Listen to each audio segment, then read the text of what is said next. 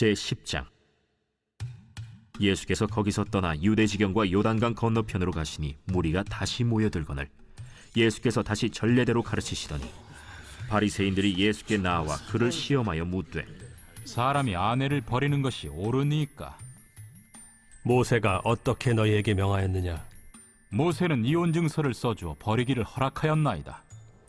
너희 마음이 완악함으로 말미암아 이 명령을 기록하였거니와 창조 때로부터 사람을 남자와 여자로 지으셨으니 이러므로 사람이 그 부모를 떠나서 그 둘이 한 몸이 될지니라. 이러한즉 이제 둘이 아니요 한 몸이니 그러므로 하나님이 짝지어 주신 것을 사람이 나누지 못할지니라 하시더라. 집에서 제자들이 다시 이 일을 물으니 누구든지 그 아내를 버리고 다른 데에 장가드는 자는 본처에게 간음을 행하며 또 아내가 남편을 버리고 다른 데로 시집가면 간음을. 성경이 들려주는 결혼 이야기, 이런 제목으로 은혜를 나누며 갑니다. 제가 1986년도에 경기도 광주의 한 농촌교회에 부임했어요. 그 당시에 중부 고속도로가 한창 건설 중에 있었거든요.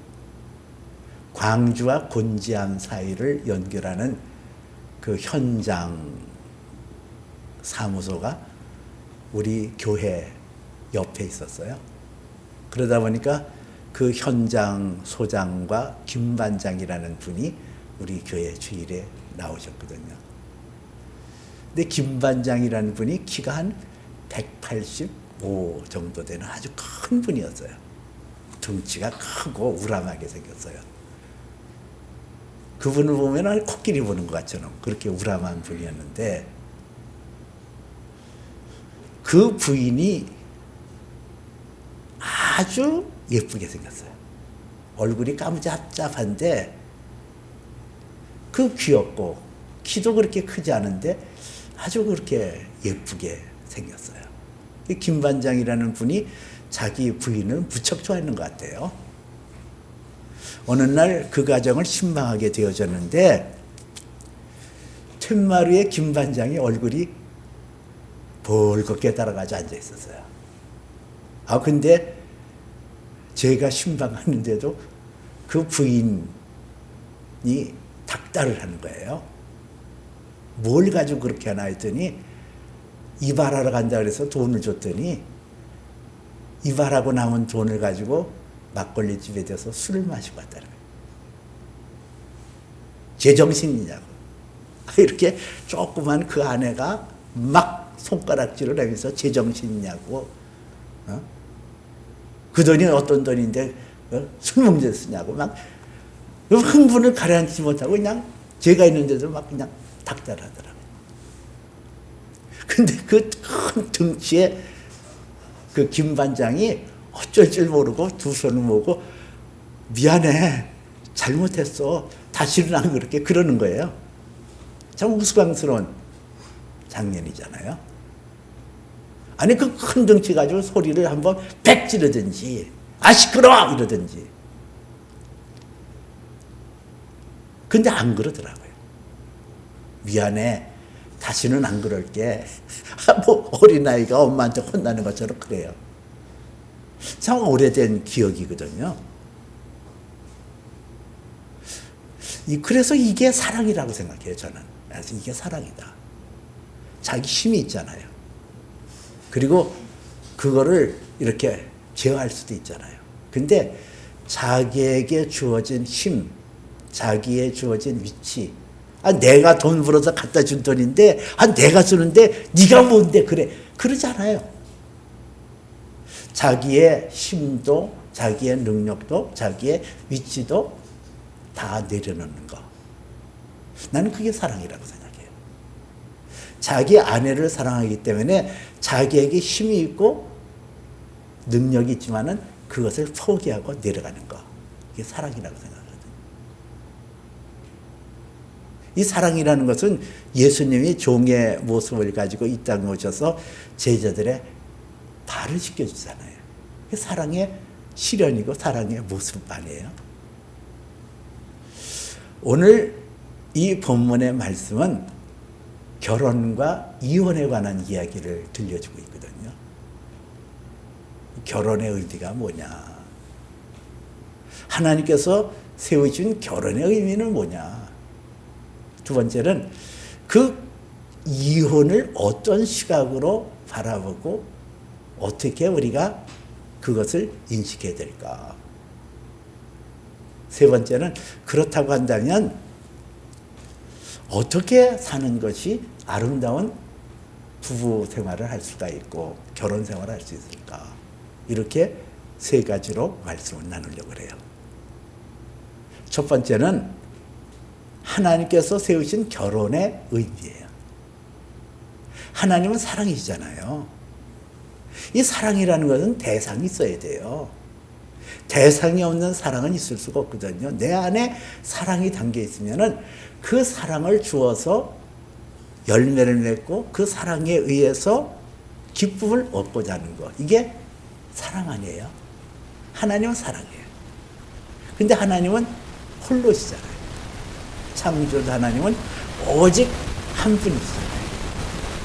그 사랑의 하나님이 사랑의 표현을 하고 사랑을 줄 수 있는 대상을 만드는 것이 바로 하나님의 하나님과 모양대로 지어가지고 사랑입니다. 모든 만물을 창조하신 것도 그 사랑하는 그들을 위해서 창조하셨어요. 모든 창조를 다 마치시고 제7일 안식에 들어간 것도 사랑하는 분입니다. 그 하나님이 사람을 창조하신 가장 근본적인 목적은 사랑하고 하나님에게 돌려지는 영광의 그것을 드리기. 하나님은 사람을 창조하십니다. 그 사랑이 흘러가요. 이게 결혼의 의미예요. 하나님의 사랑이 사람에게 흘러서 사람에게서 그 사람이 흘러 열매를 맺게 하는 것, 그거를 이루게 하는 가장 먼저적이고 가장 우선적인 게 남자와 여자가 합하여 하나가 되어지는 결혼 생활이거든요. 창세기 2장 18절에서는 여호와 하나님께서 이르시기를 사람이 혼자 있는 것이 좋지 아니하므로 내가 그들을 위하여 돕는 배필을 지으리라 하시니라. 이런 말씀이 나와요. 이 돕는 배필. 히브리서에 보니까 에제르, 케네, 너도, 케네, 케네 그도라는 단어 썼더라. 에제르, 케네 그도. 이 에제르라는 뜻은 돕는이라는 의미이거든요. 케네 그도라는 뜻은 그와 마주서서 보는 것 같다라는 뜻이 있어요. 결국은 이 돕는 배필이라는 것은 돕는이라는 에제르하고 그와 마주 서 있는 것 같은 케네 그도라는 단어가 합쳐져서 돕는 배필이라고 이렇게 해석을 했거든요. 결국은 남자와 여자가 만들어졌지만은 동등하다는 거예요. 뭐 남자가 힘이 세니까 우월하고 여자가 뭐 약간 그게 아니라 남자와 여자는 하나님께서 동등하게 지음을 받게 되었어요. 그 동등한 인간이 서로가 역할이 달라요. 남자의 역할이 다르고 여자의 역할이 다르거든요. 그 역할이 다를 뿐이지 하나님 앞에서는 동등하고 존중함을 받아야 되는 그런 존귀로운 자여 사랑의 대상이거든요. 하나님께서 사람을 남자와 여자를 만드시고 그 남자와 여자가 하나에 합하여 결혼을 하게 되어진 것은 하나님의 사랑이 그 가운데 흐르도록 했다는 얘기예요. 에베소서 5장에서는 이 남편이 아내의 머리됨이 그리스도께서 교회의 머리됨과 같다 그렇게 나와요. 이 남편의 머리가, 아내의 머리가 되어지는 것은 왜 아내의 머리가 되어졌을까? 남편이 먼저는 하나님의 사랑을 받아서 그 사랑이 그 안에 흐르도록 해야 돼요. 사랑이 흘러야 돼요. 사랑이 원천이에요. 사랑이 기본이에요. 내 가정이 복된 가정, 아름다운 가정 되어지는 것은 하나님의 사랑이 그 남편에게 흘러서 그 남편으로부터 아내에게 흘러가면서 점차 열매를 맺게 하는 거. 이게 바로 결혼의 의미이거든요. 말라기서 2장 15절에 보니까 그에게는 영이 충만할지라도 오직 하나를 만드시지 아니하였느냐. 어찌 하나만 만드셨느냐. 이는 경건한 자손을 얻고자 하심이라. 그러므로 내 심령을 새롭게 하여 내가 맞이한 아내에게 거짓을 행하지 말아야 할지니라 이랬어요. 그에게는 영이 충만할지라도, 충만하였으나 이것은 뭐냐면은 하나님이 영을 얼마든지 만들어 놓으실 수 있다는 거예요. 근데 그 하나님이 영이 충만하였을지라도 하나를 만드시 아니하셨느냐? 왜 하나만 만드셨느냐? 경건한 자손을 얻고자 함심이라 그래서. 그러니까 하나님께서 사람을 만드는데 그냥 막 천군 천사처럼 그냥 꽉 만들어 놓으면 되지. 왜 하나님께서는 아담과 하와를 만들어 놓으시고 그 아담과 하와의 계보를 통해서 그 핏줄과 그 혈통을 쫓아서 자손들이 번성하게 했냐는 거예요. 왜 그랬다고 그랬어요? 경건한 자손을 얻기 위하여. 이 경건한 자손이라는 것은 하나님을 인식하고 하나님을 경배하는 하나님의 자녀들로 세움을 받는 그것이 경건한 자예요. 경건한 자손. 결국은 결혼이라는 것은 교회예요. 사람이 그 부모를 떠나 그 아내와 합하여 한 몸을 이룰지니 이 비밀이 크도다. 나는 그리스도와 교회에 대하여 말하니라. 그런 말씀이 에베소서 나오고 있어요. 교회라는 거예요. 그리스도의 교회가 세워져서 예수 그리스도의 이름으로 하나님을 찬양하고 찬송하는 많은 사람이 그 교회를 통하여 변화를 받고 하나님 앞에 나가는 길로 인도함 받는 것처럼 교회는 이 교회의 원형은 부부라는 거예요. 남편과 아내가 합하여 하나가 되어서 하나님의 자녀를 양산해내고 하나님의 자녀를 길러냄으로써 계속적으로 하나님 나라가 번성하게 하고 생육하고 번성하게 하는 그 축복을 누릴 수 있는 게 결혼 제도라는 거예요. 결혼이라는 것은 하나님께서 세우신 결혼이라는 것은 하나님의 사랑을 내 마음에 새겨진 그 남편을 통하여 아내에게 흐르고 그 아내에게 흐른 사랑의 열매로 경건한 자손들, 하나님을 경외하는 하나님의 백성들이 태어나게 하는 교회의 원형이요, 교회의 원처라는 거예요. 이거 하나님께서 세우신 결혼의 의미예요. 두 번째는 이 결혼하고 반대되어지는 이혼에 대해서 어떤 시각을 가져야 될까?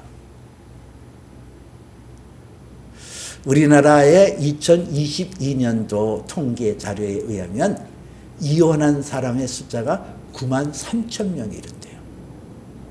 그 9만 3천 명은 1000명당 57명에 해당하는 숫자예요. 결국은 우리나라에 많은 사람들이 이혼하는데 그 이혼하는 것이 8%에 해당한다는 거예요. 6%에 해당한다는 거예요.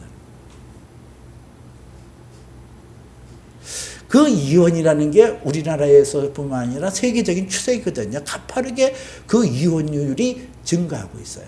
근데 그것이 오늘에게만 그랬냐?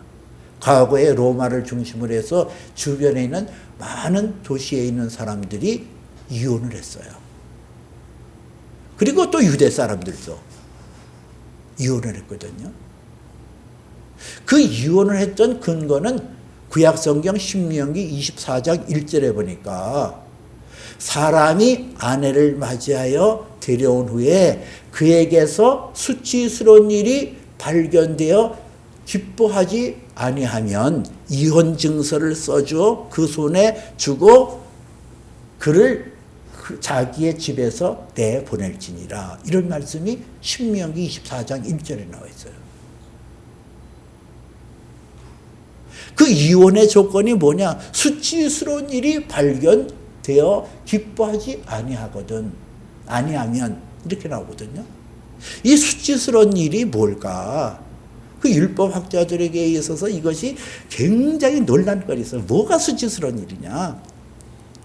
예수님 당시에 그 율법학자의 쌍두 마차격인 샴마이 학파와 힐렐 학파가 있었거든요. 샴마이라는 사람이 끌어가는 보수적인 경향, 보수적인 생각을 갖고 있었던 샴마이 학파가 있었고, 자유적인 그런 사상을 가지고 있던 힐렐 학파가 있었어요. 샴마이 학파에서는 이 수치스러운 일을 간음에 국한했거든요. 사랑이 간음한 외에는 이혼할 수 없다. 이렇게 못을 박았어요. 근데 힐렐 학파는 아니다. 수치스러운 일이 발견되어 기뻐하지 아니하면 이렇게 나오지 않았냐. 그 남편이 그 아내에게 기뻐하지 않으면 그게 이혼 사유가 되지 않냐. 그 남편이 아내를 맞이했는데 와서 밥도 맨날 태워 먹고 그냥 화장도 안 하고 그냥 개성칠한 눈을 가지고 그냥 기분 나쁘게 하고 그냥 말을 떽떽거리고 그냥 막 갔다가 그냥 말도 듣고 그렇지 않은 거. 이렇게 기뻐하지, 남편이 기뻐하지 않으면 그에게 이혼 증서를 써서 손에 주고 그를 자기 집에서 내보낼지니라. 이 말씀을 할 수 있다는 거예요.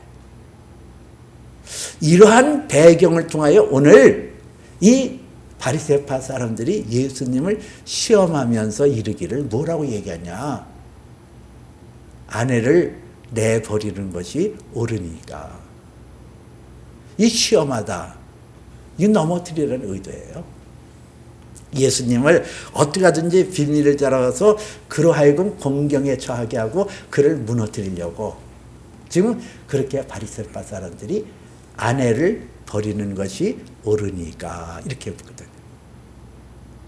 그 질문에 예수님께서는 모세는 뭐라고 명령하였더냐. 그랬더니 이 바리새파 사람들이 옳다구나 생각해서 모세의 율법에 의하면 이혼 증서를 써주어 내보내는 것을 허락하였나이다. 그 예수님께서 그래 이혼이 합당하다 이러면은 자비가 없다. 사랑을 얘기하더니 자비가 없는 자로구나. 이렇게 몰아붙이고 또 그거를 반대하면 율법을 어기는 자라고 그렇게 공격할 태세예요. 예수님께서는 그들의 그 중심을 아시고 너희가 완악하여 하나님께서 그렇게 기록하도록 하셨느니라. 완악해서 그렇다는 거예요. 사람이 하나님 앞에서 죄 아래 있기 때문에 이혼이라는 것을 생각하고 이혼의 자유를 받으려고 헤어지는 것을 자유를 받으려고 그렇게 한다는 거예요. 그러면서 예수님께서 하시는 말씀이 사람이 그 부모를 떠나 그 둘이 합하여 한 육체가 된다. 이런즉 둘이 이제 둘이 아니요 한 몸이니 그러므로 하나님이 짝지어 지은 것을 사람이 나누지 못할지니라 그래요. 사람이 나누지 못할지니라. 하나님께서 짝지어진 것을 사람이 나누지 못하느니라. 기독교 2000년 역사를 통하여 이 말씀을 가지고 사람들을 강하게 정죄하고 때로는 그것 때문에 고통을 받는 경우가 많았거든요. 이혼의 문제. 이걸 어떻게 다뤄야 될까?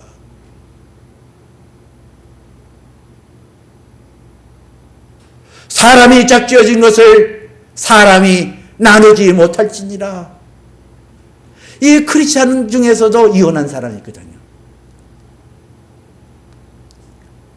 내가 이혼을 하나님의 뜻을 거슬렸더니 나는 죄 중에 있어야 되는 거예요. 그렇지 않으면 나는 하나님께서 짝지어지신 이 결혼을 내가 잘 지탱해서 나는 옳은 길을 가고 있다라고 자부심을 가져야 돼요.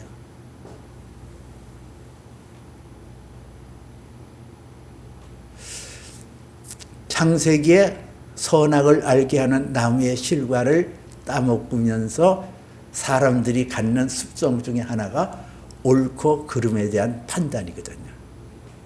이거는 잘못됐어, 저거는 옳은 거야. 근데 성경은 사람의 보기에 옳으나 필경 사망의 길도 있느니라 그러거든. 하나님의 말씀의 잣대를 가지고 타락한 본성과 타락한 어떤 식견을 가지고 함부로 판단할 게 아니란 얘기죠. 부득이한 사정 때문에 이혼한 사람이 있어요. 부득이한 경우에 이혼할 수밖에 없는 그런 여건이 있어요. 그런 사람을 가리켜 하나님이 짝지어진 것을 사람이 나누지 못할지니라는 말씀을 잣대로 너는 그러다라고, 너는 잘못되었다고 정죄할 수 있겠나? 그럴 수 없다는 거예요. 예수님께서는 간음하다 현장에 잡혀온 여인을 정죄하지 않고 그를 용서하여 다시는 죄를 짓지 말라고 말씀하시고, 수가성에 있는 여인이 남편 5이었지만은 그 여인을 향하여 예배자로 세움을 받는 모습이 나오잖아요. 옳고 그름의 잣대가 아니라 하나님의 자비를 구해야 돼요. 하나님의 은혜를 구해야 돼요.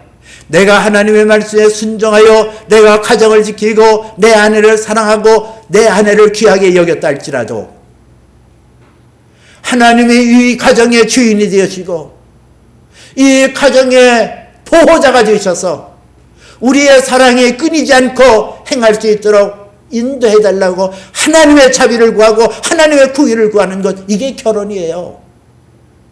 이혼을 했다고 할지라도 나는 어쩔 수 없이 이혼했어. 그런 상황에서는 너는 이혼하겠냐? 그래서 나는 내 이혼이 정당해, 정당하다라고 외치는 것이 아니라 이혼한 반대로 나는 어쩔 수 없었어. 나는 하나님의 계명을 어겼어. 죄책감에 빠지고 죄에 빠지는 것이 아니라 하나님의 자비를 구하라는 거예요.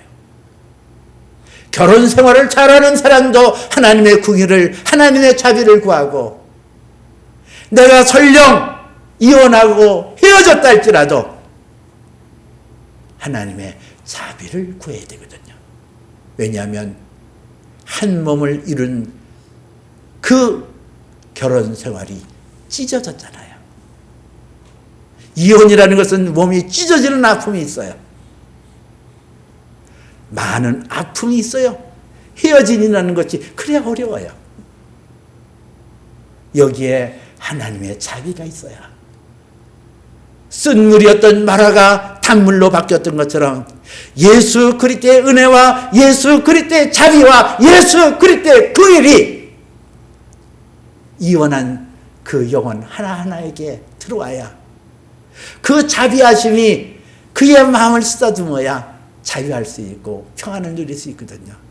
잘잘못으로 옳고 그름으로 따르는 것이 아니라 하나님의 자비하심과 구별하심, 예수 그리스도에게 나타나는 용서의 예수 그리스도의 거룩한 보혈이 찢겨져야 된다는 거예요.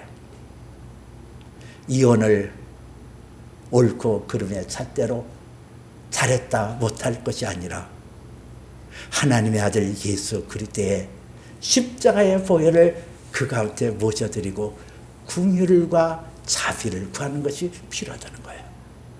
세 번째는 그러면 어떻게 하는 것이 행복한 결혼을 이뤄갈 수 있을까? 오늘 성경 11절 12절 말씀에 보니까 남편이 그 아내를 버리고 다른 데로 장가 가는 자는 본처에게 간음을 행하며 또 아내가 남편을 버리고 다른 데로 시집을 가면 간음을 행함이니라 그랬어요.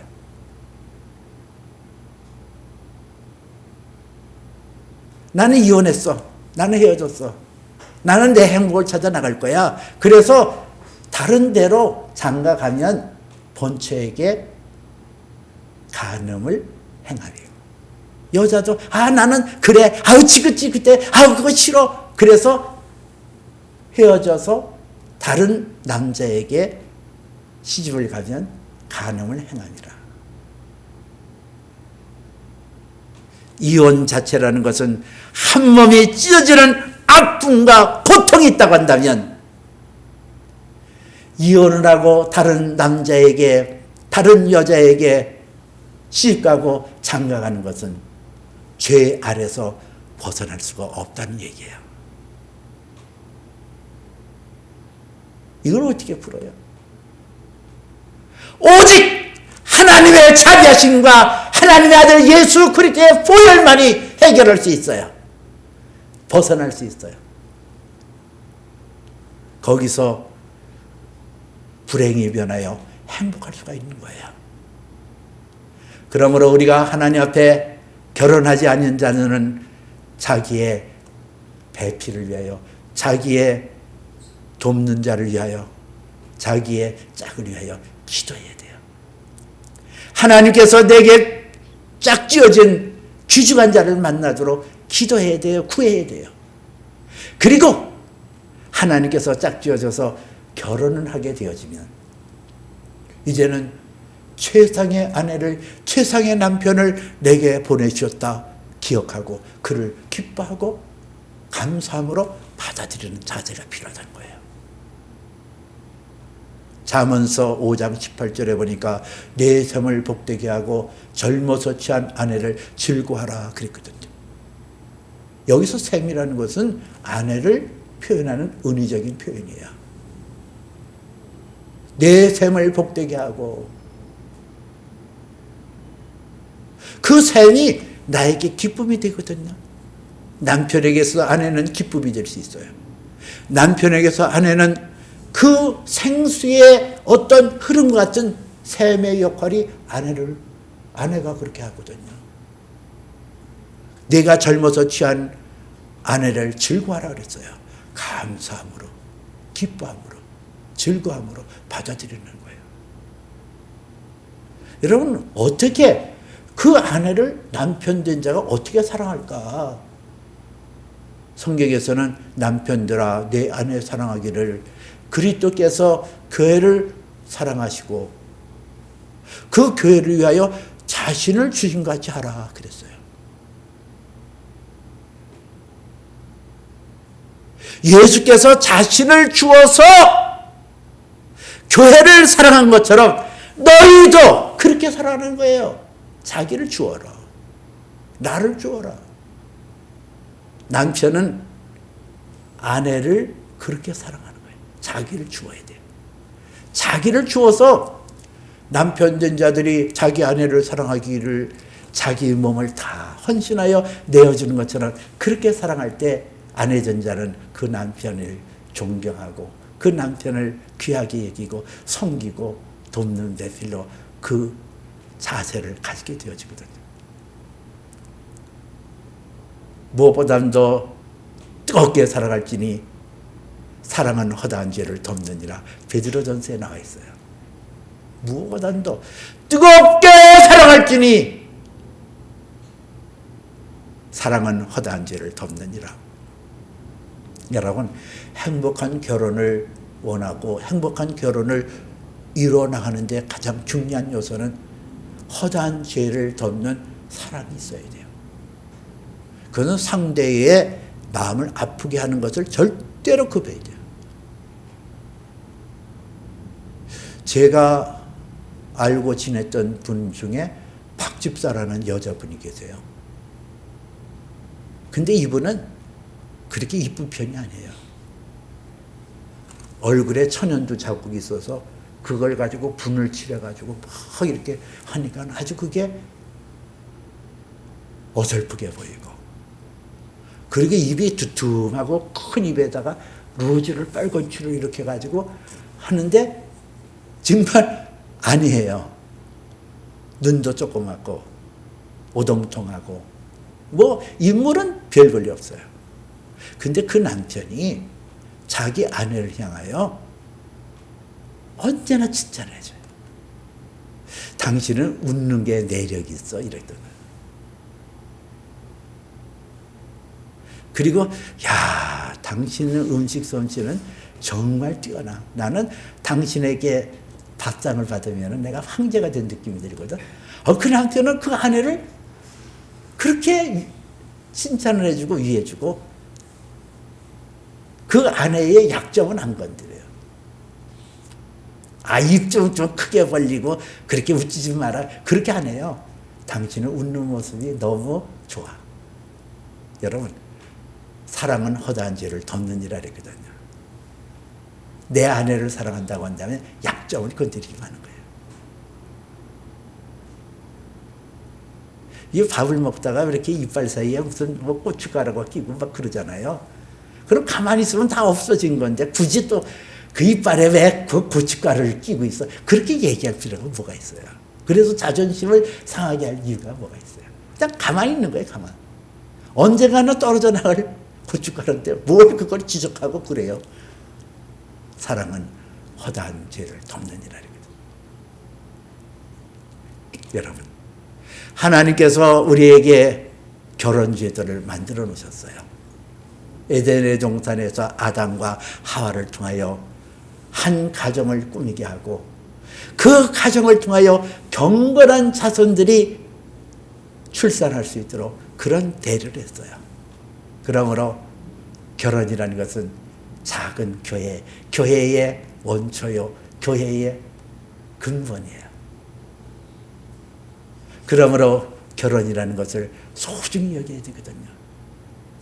귀하게 여겨야 되거든요. 사명을 가지고 우리가 만남의 축복을 누려야 되거든요. 살다가 이혼이라는 과정을 겪을 수도 있어요. 이혼이라는 찢어지는 아픔이 있어요. 이혼을 하고 다른 데로 장가가고 시집갈 때 죄 아래 있을 수 있어요. 여기서 벗어나는 길은 내 노력 가지고 되는 거 아니거든요. 나의 정당성 가지고도 되는 거 아니에요. 하나님의 자비를 구해야 돼요. 긍휼히 여겨주시는 하나님의 마음을 내 안에 가져야 돼요.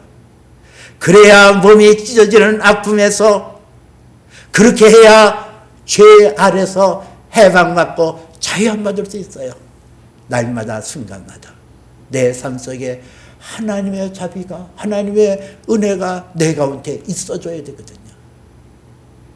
결혼 생활을 성공하는 가장 중요한 핵심은 하나님의 사랑을 인정하는 거예요.